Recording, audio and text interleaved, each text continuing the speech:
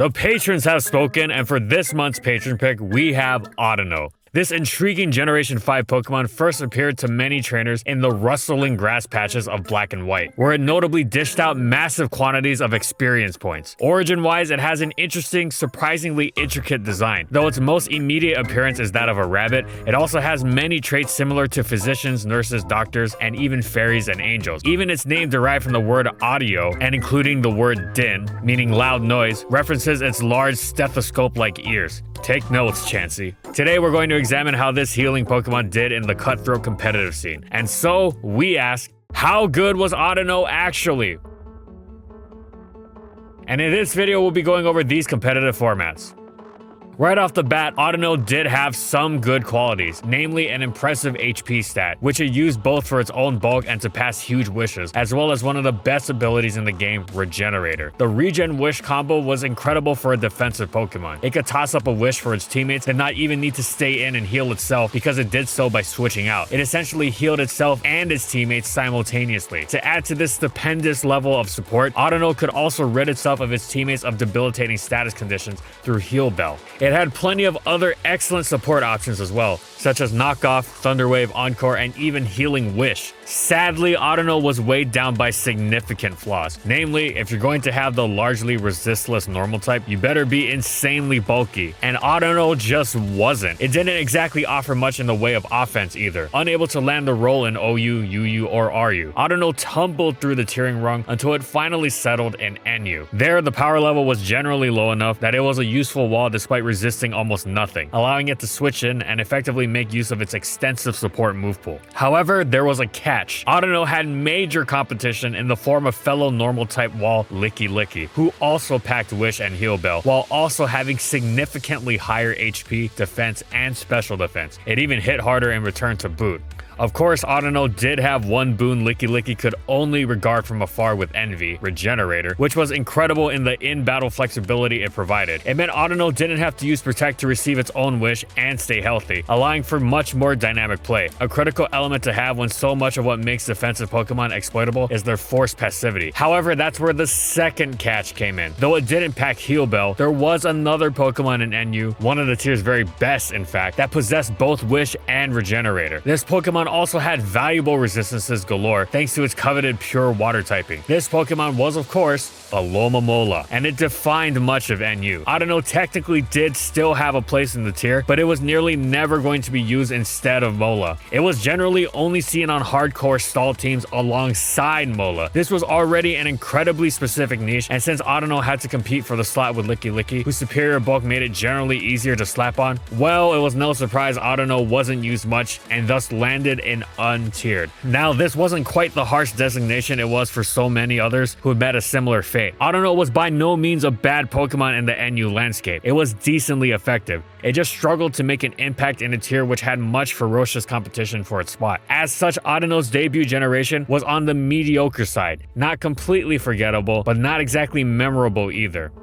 And I have a surprise for you. Audino was extremely useful in Gen 5 VGC. That's right, this little thing was of paramount importance to many VGC players, as an XP farm. After all, they gotta get those mons on cart. In actuality, Audino was really not a prominent force in VGC. Although its move pool may be packed full of support options, it was so often outclassed due to its mediocre stats. Healer may be a double specific ability, but Regenerator was still often the better choice, but it wasn't enough to set Audino apart. Its best niche was as a normal type Trick Room setter, making it one of the few Trick Room setters in VGC 2011, able to set up while staying safe against Chandelure. Still, Audino saw next to no play, except for one gimmick set alongside Whimsicott. Audino's one other unique quality was access to Simple Beam, which alongside with Whimsicott's priority memento could allow for safe and immediate stat boost with Calm Mind, Minimize, Acid Armor, etc. At which point you probably lose the timeout. So don't use this thing, farm it. Special thanks to Wolfglick for the information.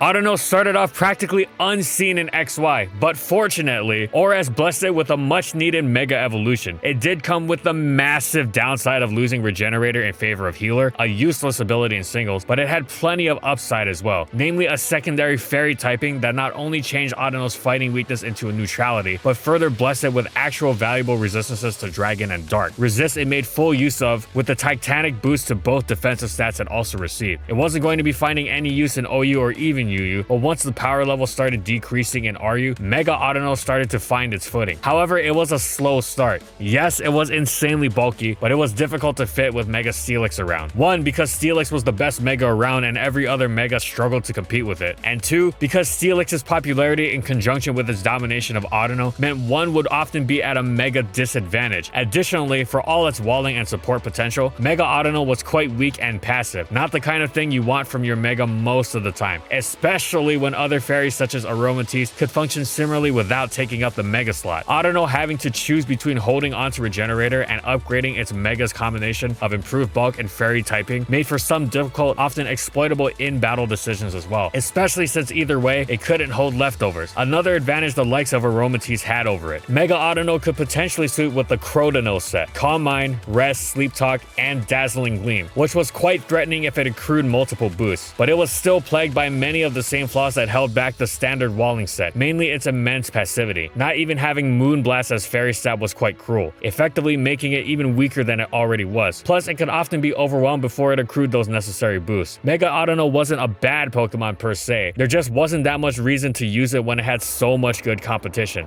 But then everything changed with the addition of offensive Mega Audino. What it lacked in special attack, it made up for in super effective coverage, meaning it hit a huge portion of the metagame deceptively hard, and was even more threatening for it because it had so many opportunities to throw its attacks around by virtue of its natural bulk, meaning it remained valuable even once the surprise was up. Previously, Mega Audino had struggled with being complete Mega Steelix bait, but now it relished seeing Mega Licks on the opposing team, being able to lure it in and destroy it with Fire Blast or Surf. It was the perfect example of turning its biggest weakness into an excellent advantage. It lured plenty of other would-be switch-ins as well, as a Scavalier, Dual Blade, and Mega Abomasnow all got toasted by Fire Blast, while Rhyperior and Mega Camerupt got surfed real good. Mega Audino maintained its capabilities as an effective defensive backbone and supporting Pokemon too. Even without investment, it could live the strongest attacks in the tier. Obscenely powerful monstrosities like Exploud's Choice Specs Boom Burst, Tyranitar's Choice Band Head Smash, and Hitmonlee's reckless Choice Band High Jump Kick. The best part was that it did this without the passivity that plagued its defensive stats, allowing it to fit onto offensive teams that it otherwise would have been dead weight on. Once Mega Audino had weathered opposing hits and dished out its own, it could cap things off with Healing Wish. It did it all: offense, defense, and support. Offensive Mega Audino added a new dimension to its usage and established it as a legitimate part of the RU tier. Of course, when the metagame started to calm down from its offense craze era and began going in bulkier directions, Mega Audino's defensive sets fit in nicely. It paired up beautifully with the likes of Alomomola, Slowking, and other common walls, making for some maddeningly durable cores and teams. It was especially nice as being one of the few Pokemon that could at all stand up to brutally broken Moltres, especially since it didn't fear pursuit like something like Assault Vest Slowking did. That said, it was far more specific than the offensive set, which was easily slapped onto many different teams, especially when Mega Steelix was banned, and the competition for the Mega slot became much less fierce. Now, though Mega Audino had a legitimately good place in RU, it didn't have the usage to make it a true RU Pokemon. So at the same time, it was finding its footing and eventually establishing itself as a viable choice in RU. It went on a very similar journey in NU. The main difference was that, with NU's lower power level, Mega Audino was solid right off the bat, excellent at walling the tier's big guns like Magmortar, but nearly everything else mirrored its adventure in the tier above. At the beginning, it was seen as a passive, bulky Pokemon, whether with its standard Wish set or the Calm Mind Rest Talker. And what were its main flaws? Competition with and allowing free switches to Mega Steelix and Camerupt. How did Mega Audino break from this malaise? By adopting an offensive set that exploited its big flaw and turned it into an excellent advantage, luring them in and destroying them, while also bringing depth to its game,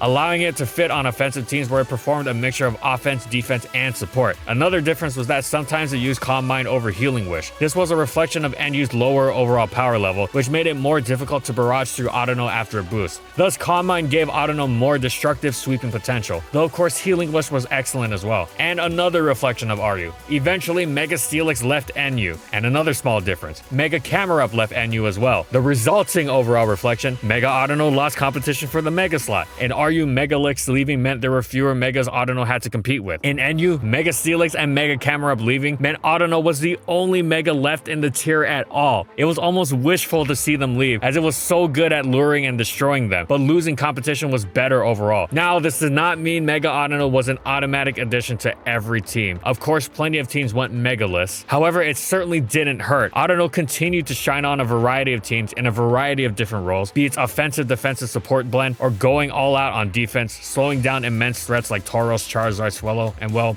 nearly everything else. It was excellent because it was great even when you knew what set it was running. The sheer unbreakability of both offensive and defensive calm mindsets was testament to that. But in the right hands, it could really toy with an opponent's expectations to its own benefit. For example, it might tweak its moveset so that it was the standard Wish set, but then when Ferroseed came in to try and exploit that, it would get shredded by Fire Blast instead. And so Mega Audino was an excellent Pokemon in ORAS and U. But what about regular Audino? Well, there was no reason to use any item other than Audinite on it in NU, as there was no opportunity cost with other Megas, and even if you didn't wind up Mega Evolving it because you wanted to make use of Regenerator, it was better to at least have the option to do so. However, there was a new lowest tier now, PU, and regular Audino fit in perfectly there. It was excellent at stifling several of the most dangerous attackers in the tier, like Floatzel and Rotom Frost. Thanks to Regenerator, it was far better at the walling roll than would-be competition in Licky Licky, as it wasn't constantly at risk of being exploited by the necessity of Wish and Protect's 2-turn recovery. Audino wasn't much of a fit on offensive teams, but that was fine. It was nearly indispensable for bulkier teams, able to effectively act as a roadblock against many of the metagame's fierce offensive threats while providing that all-important relief for its teammates through Wish and Heal Bell. It was also much less passive than one might fear at first. Knockoff was excellent at removing opponents' items, and any attempts to take advantage of its low power by boosting would be punished by Encore. So overall, Audino was a solid piece of ORAS NU, capping off a massively successful Generation 6. Audino's Mega Evolution really didn't change the game much. Fairy typing was nice in VGC, but being locked into Healer and losing an item slot and losing your Mega slot wasn't worth the trade-off. But we do have one notable regular Audino result to speak about, courtesy of someone who's no stranger to using unconventional mons, Huey Ha. After hearing that Ray Rizzo had been experimenting with Audino in the Trick Room friendly metagame of 2014, Huey decided to pursue it as well. Huey leveraged Audino's one good stat, its bulk, for a Trick Room setter with more staying power if it switched out. This was a full support Audino, as you can see from its moveset and Citrus Berry, aiming to shore up its partners and keep Trick Room up, even thwarting attempts to stall out by locking opponents into bad situations with Encore. And the rest of Audino's team brought impressive firepower, and Huey was able to top cut US Nationals, giving Audino at least one entry onto its resume.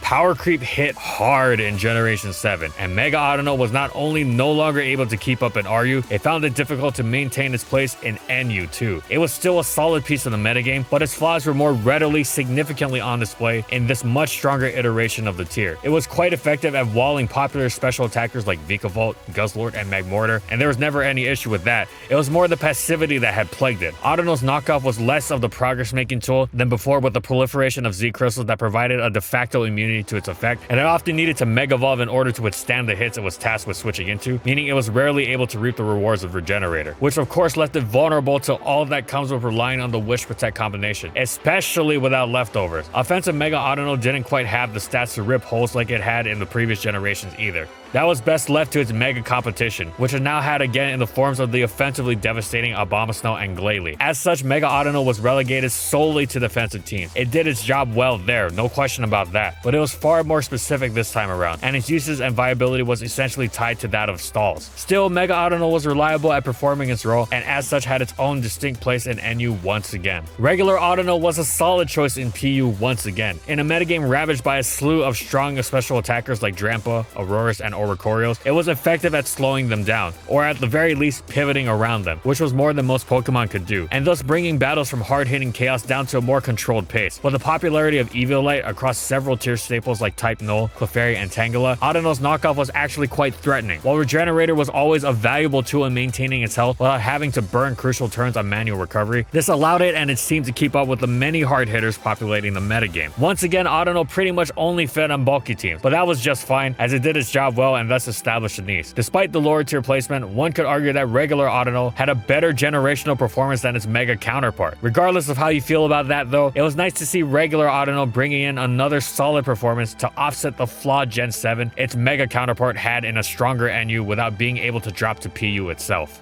Audino made a rare appearance on the VGC radar once again in 2018, where Gary Nguyen hatched a shiny and decided to center its team around it. Gary's Audino had some old gimmicks as well as new tricks. As usual, it was a bulky Trick Room setter aimed on aiding the heavy hitters, which in this case were Belly Drum Snorlax, Megaments, and Calm Mind Feeny. Audino did this via Heal Pulse and Ally Switch, but its secret weapon was something we've seen before: Simple Beam, which could present unsuspecting enemies with a massively boosted Tapu Fini or Mega Salamence in a single single turn. Gary's Audino led his team to 3rd place at the Portland Regionals, and all because of a shiny. So count yourself lucky that you turned up purple instead of pink, Audino. And special thanks to Gary Nguyen for the information. Audino also had some very limited play in 2019, courtesy of Alexander Becker and Fabian Henning, who ran the same speed control focused team on their way to some slightly noteworthy placements at various European regional events. Here, as always, Audino was team support and trick room, in this case for Necrozma Duskmane. Audino's normal typing spared it from Necrozma's weakness to other restricted mons, such as Necrozma Dawnwings, Lunala, Yveltal, and Groudon. But the fact remained that it was hard to justify giving up that much firepower when the format sported Pokemon capable of both setting up trick room and abusing it, such as Necrozma and Stakataka, and it was no surprise that Audino's appearances stayed rare, just like in the wild.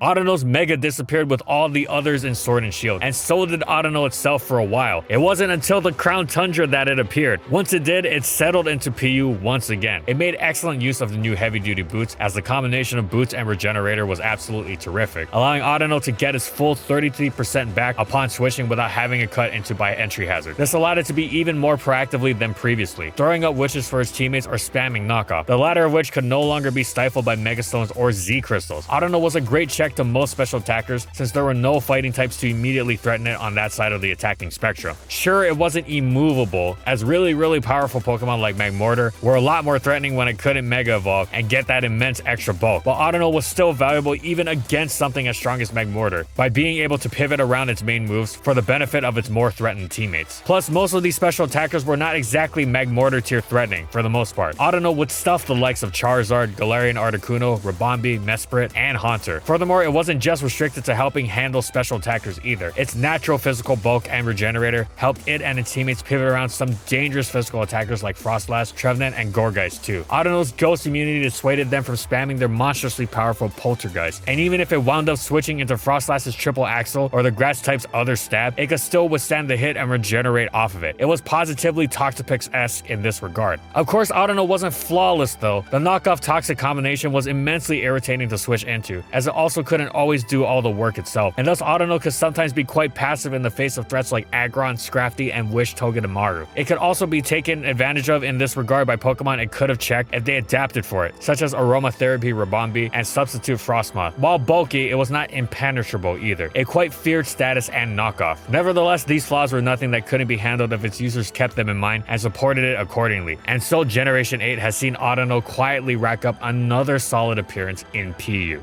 And that's it. So how good was Audino actually? Well, it started out as a rather forgettable wall. Yes, it had the coveted combination of Regenerator and Wish, but didn't offer much beyond that. It seemed to go in a similar direction once Oraz introduced its Mega Evolution, except its Mega Evolution didn't even have Regenerator. But then offensive sets reared their head and introduced a new level of depth for Audino. It established itself as an excellent Pokemon in both RU and NU. Meanwhile, base Audino established himself as a solid wall in the inaugural generation of PU. Mega Audino couldn't quite replicate its immense success in the massively power-crept Generation 7, but regular Audino did its job nicely once more in PU, and then once again it returned in Generation 8. So overall, Audino has had an interesting competitive history, and it's a great example of the creativity and effectiveness possible by using defensive Pokemon in offensive ways, as well as how sometimes you just need a good old-fashioned wall. Thanks for watching, everyone, and thank you so much to our patrons for continued support of our videos and for voting for this Pokemon in this month's patron pick.